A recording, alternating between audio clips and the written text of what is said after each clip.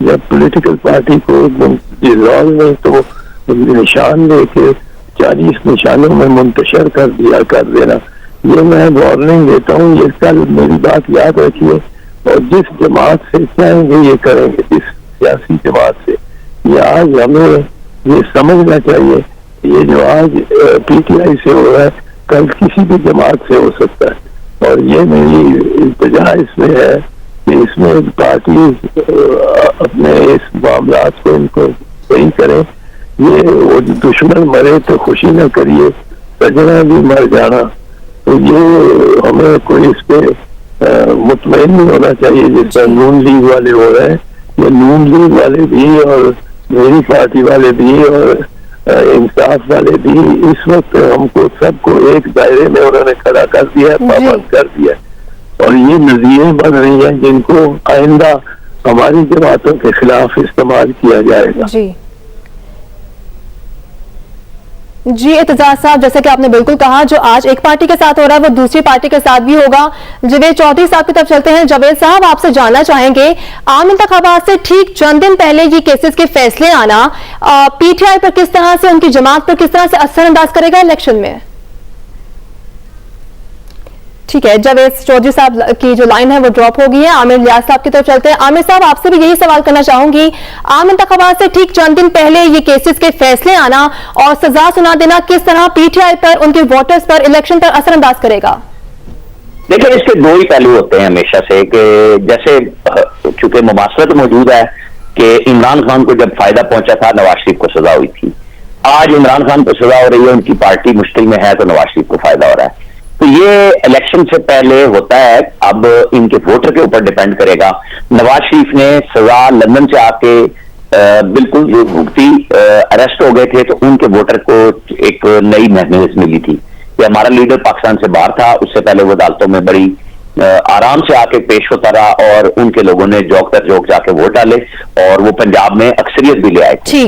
اب خان صاحب کا کیس تھوڑا سا جو ڈفرنس آیا وہ آیا تھوڑا کیا، بلکہ اصل جو فرق پڑا ہے وہ ہے 9 مئی کا، جس میں انہوں نے ریاست پہ حملہ کیا. ریاست ان کو کوئی راستہ دینے کے لیے تیار نہیں ہے. جس طریقے سے نشان بھی جا چکا ہوا ہے، ان کے لوگوں کے اوپر چھاپے بھی ہو رہے ہیں، وہ لیول پلینگ فیلڈ کی بات بھی کرتے ہیں. عامر صاحب، قطع کلامی کی معذرت چاہوں گی. سینئر سیاستدان اعتزاز احسن صاحب جوائن کر چکے ہیں. بہت شکریہ اعتزاز احسن صاحب، ایکسپریس نیوز کے لیے آپ نے وقت نکالا. کل ہم نے دیکھا کہ سائفر کیس کا فیصلہ آیا، سزا سنا دی گئی. آج توشہ خانہ کیس کا فیصلہ آیا اور اس میں بھی 14 سال کی قید سزا سنا دی گئی ہے. الیکشن سے پہلے اس طرح کا فیصلہ آنا، کیا کہیں گے آپ؟ یہ جو فیصلے ہیں یہ ہے 8 فروری کے الیکشن کے لیے، اور ان کا کوئی مقصد نہیں ہے، کیونکہ یہ دونوں فیصلے جو ہیں ان میں اتنے شدید ان میں وہ ہے ایبسرڈیٹیز، اتنی شدید ان میں ڈیفیکٹس ہیں کہ یہ ججمنٹس جو ہے یہ بحال رہ ہی نہیں سکتی. یہ ججمنٹ اگر آپ ہائی کورٹ میں گئے جب، تو یہ انہوں نے جا کے بتایا پی ٹی آئی اور عمران خان کے وکلاء نے کہ جی ہمیں جیرا نہیں کرنے دیے، ہمیں چھوڑ کے انہوں نے اپوائنٹ کر دیا پروسیکیوشن ٹیم، پینل ٹیم کے وکلاء کو کہ وہ ہماری طرف سے جیرا کرے، اور اس کے بعد جیرا کلوز کر دی. اور شاہ محمود نے کہا کہ میری 342 کی اسٹیٹمنٹ بھی نہیں ہوئی. اور اس مرتبہ یہ جو توشہ خانہ ہے اس میں نہ ڈپارٹمنٹل پریکٹس کا ڈیفینس ان کا سنا گیا، نہ ان کا سنا گیا یہ ان کی 342 کی جو ان کی کلوزنگ ڈیفینس اسٹیٹمنٹ ہوتی ہے ملزم کی، اس کو لیے بغیر جو فیصلہ کر دیا جائے وہ فیصلہ سٹینڈ ہی نہیں کر سکتا. وہ تو پہلے دن 15 منٹ میں سسپینڈ ہونا چاہیے. پر یہ سینئر سیاستدان اعتزاز احسن صاحب جوائن کر چکے ہیں. بہت شکریہ اعتزاز احسن صاحب، ایکسپریس نیوز کے لیے آپ نے وقت نکالا.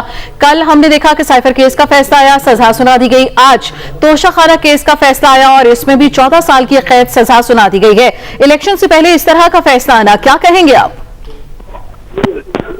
یہ جو فیصلے ہیں یہ ہے 8 فروری کے الیکشن کے لیے، اور ان کا کوئی مقصد نہیں ہے، کیونکہ یہ دونوں فیصلے جو ہیں ان میں اتنے شدید ان میں وہ ہے ایبسرڈیٹیز، اتنی شدید ان میں ڈیفیکٹس ہیں کہ یہ ججمنٹس جو ہے یہ بحال رہ ہی نہیں سکتی. یہ ججمنٹ اگر آپ ہائی کورٹ میں گئے جب تو یہ انہوں نے جا کے بتایا پی ٹی آئی اور عمران خان کے وکلاء نے کہ جی ہمیں جیرا نہیں کرنے دیے, ہمیں چھوڑ کے انہوں نے اپوائنٹ کر دیا پروسیکیوشن ٹیم پینل ٹیم کے وکلاء کو کہ وہ ہماری طرف سے جیرا کرے, اور اس کے بعد جیرا کلوز کر دی. اور شاہ محمود نے کہا کہ میری 342 کی اسٹیٹمنٹ بھی نہیں ہوئی. اور اس مرتبہ یہ جو توشہ خانہ ہے اس میں نہ ڈپارٹمنٹل پریکٹس کا ڈیفینس ان کا سنا گیا, نہ ان کا سنا گیا یہ نہ ان کسی 342 کی جو ان کی کلوزنگ ڈیفینس اسٹیٹمنٹ ہوتی ہے ملزم کی, اس کو لیے بغیر جو فیصلہ کر دیا جائے وہ فیصلہ سٹینڈ ہی نہیں کر سکتا. وہ تو پہلے دن 15 منٹ میں سسپینڈ ہونا چاہیے, پر یہ 8 فروری گزار لیں گے اس طرح. 8 فروری تک کے یہ فیصلے ہیں. 8 فروری کو یہ چاہتے ہیں کہ ایک دباؤ رہے پی ٹی آئی کے ووٹر پہ کہ وہ گھبرائے ادھر آنے کو بھی, پولنگ اسٹیشن پہ آنے کو بھی, اور وہ کیونکہ ان کا ٹارگیٹ ہے. اور یہ سب پولیٹیکل پارٹیز کو اس سے چوکنا ہونا چاہیے. اس طرح اگر یہ اسٹیبلشمنٹ کر سکتی ہے ایک پولیٹیکل پارٹی کے ساتھ تو کل یہ مون سے بھی کر سکتی ہے, پیپلز پارٹی سے بھی اسی طرح کر سکتی ہے. اور یہ ہمیں میں پہلے بھی کہہ رہا ہوں بدستور مثال کے طور پہ جس طرح انہوں نے پہلے کیے ہیں معاملات اور یہ بلے کے نشان کو جس طرح دیا ہے اور پارٹی کو منتشر کیا ہے, پارٹی کو تحلیل نہیں کر سکتا الیکشن کمشنر یا سپریم کورٹ کی ماسوائے ایک پرٹیکولر پروسیس کے ذریعے. وہ پرٹیکولر پروسیس آرٹیکل 17 میں ہے. آرٹیکل 17 کو انہوں نے بالکل مفلوج اور بےمانی کر دیا ہے. منٹ میں سسپینڈ ہونا چاہیے, پر یہ 8 فروری گزار لیں گے اس طرح.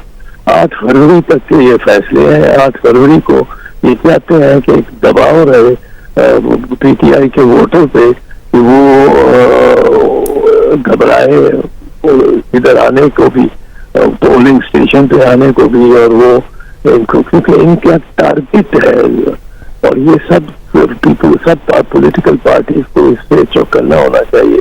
اس طرح اگر یہ اسٹیبلشمنٹ کر سکتی ہے ایک پولیٹیکل پارٹی کے ساتھ تو کل یہ مون سے بھی کر سکتی ہے, پیپلز پارٹی سے بھی اسی طرح کر سکتی ہے. اور یہ ہمیں میں پہلے بھی کہہ رہا ہوں بدستور مثال کے طور پہ جس طرح انہوں نے پہلے کیے ہیں معاملات اور یہ بلے کے نشان کو جس طرح دیا ہے اور پارٹی کو منتشر کیا ہے, پارٹی کو تحلیل نہیں کر سکتا الیکشن کمشنر یا سپریم کورٹ کی ماسوائے ایک پرٹیکولر پروسیس کے ذریعے.